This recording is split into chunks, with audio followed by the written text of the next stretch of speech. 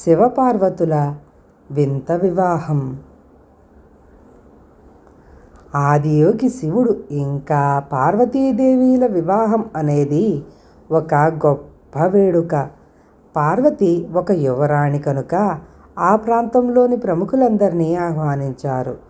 రాజులు, రాణులు, దేవుళ్ళు, దేవతలు ఒకరిని మించి ఒకరు గొప్పగా అందంగా ముస్తాబై వచ్చారు.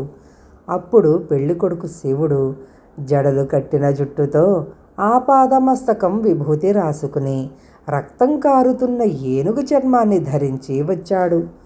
ఆయన పరమానందపు మత్తులో మునిగి తేలుతూ ఉన్నారు. అతని పరివారంలో ఉన్న జీవులందరూ మానవ రూపంలో కాకుండా ఏదో వికృతమైన మరియు వక్రీకరించిన రూపాలతో ఉన్నారు. ఎవరికీ అర్థం కాని ఏదో భాషలో వారిలో వారు మాట్లాడుకుండటం, ఏవో శబ్దాలు చేస్తూ ఉన్నారు. మీనాదేవి, పార్వతి తల్లి, పెళ్ళి కొడుకుని చూసి కళ్ళు తిరిగి పడిపోయింది. అప్పుడు పార్వతి శివుడి దగ్గరికి వెళ్ళి, మీరు ఇలా ఉండటంలో నాకు ఎటువంటి అభ్యంతరం లేదు. మీరెలా ఉన్నా పర్లేదు. నాకు కావాల్సింది మీరు.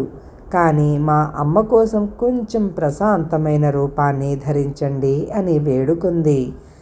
ఆయన సరే అని ఒక అందమైన రూపాన్ని ధరించి చక్కగా అలంకరించుకుని వచ్చాడు. అది చూసి అప్పుడు ఆయన్ని సుందరమూర్తి అన్నారు. అంటే వారు ఆయన లాంటి అందమైన వ్యక్తిని ఎక్కడా చూడలేదు.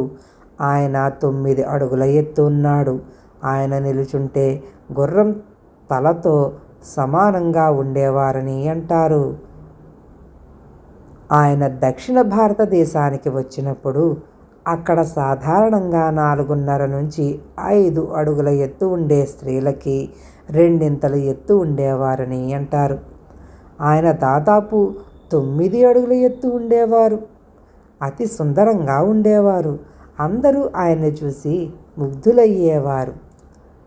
శివుడు, పార్వతి ఒక తపస్వి ఒక రాజకుమారిని పెళ్ళాడిన తరుణం.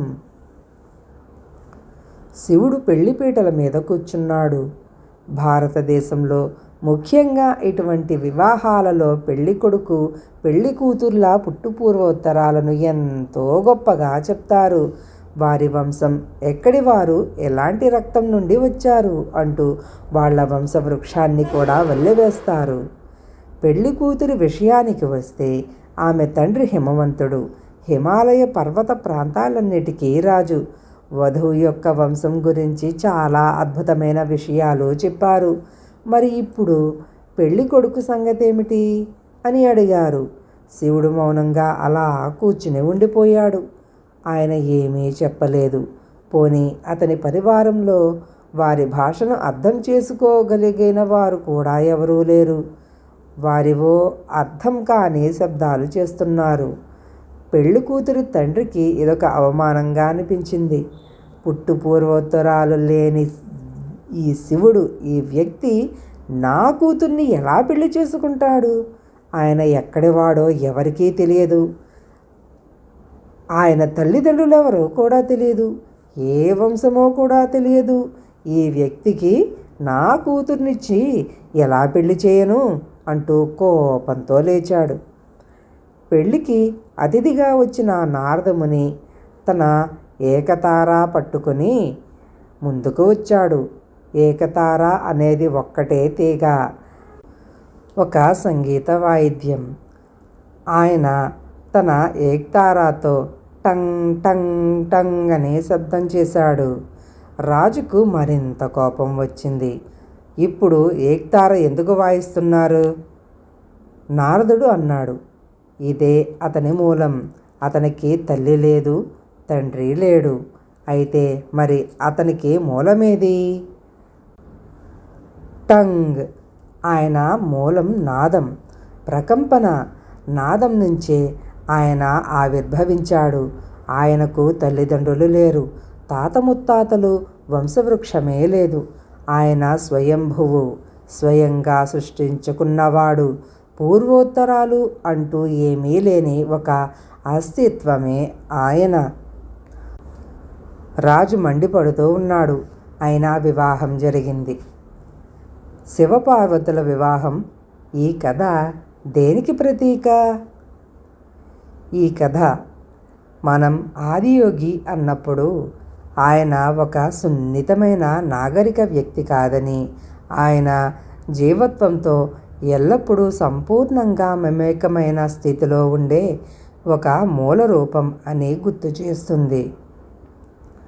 ఆయన స్వచ్ఛమైన చైతన్యం, ఎటువంటి కపటము లేని నిత్య నూతనమైన, ఎప్పుడూ స్ఫూర్తితో ఉండే, ఎప్పటికీ వినూత్నమైన, తెంపులేని క్రియాత్మకత కలవాడు. ఆయనే జీవం, శివుడు. ఆధ్యాత్మిక ప్రక్రియకు ప్రాథమికంగా కావలసింది కూడా ఇదే. మీరిక్కడ కేవలం మీ ఆలోచనలు, నమ్మకాలు, ఇంకా అభిప్రాయాల మూటలలాగా కూర్చొని ఉంటే, అంటే బయట నుంచి పోగు చేసుకున్న ఒక మెమరీ స్టిక్తో ఉంటే, మీరు మానసిక ప్రక్రియలకు బానిసలైపోతారంతే. కానీ అదే మీరిక్కడ ఒక జీవంగా కూర్చుని ఉంటే, మీరు ఈ జగత్ ప్రక్రియతో ఐక్యమవుతారు. మీరు సిద్ధంగా ఉంటే మీరు ఈ విశ్వమంతటిని దర్శించగలుగుతారు. జీవితం అన్నింటినీ మీకు అందుబాటులోనే ఉంచింది. ఈ ఉనికి ఎవరికీ కూడా దేన్ని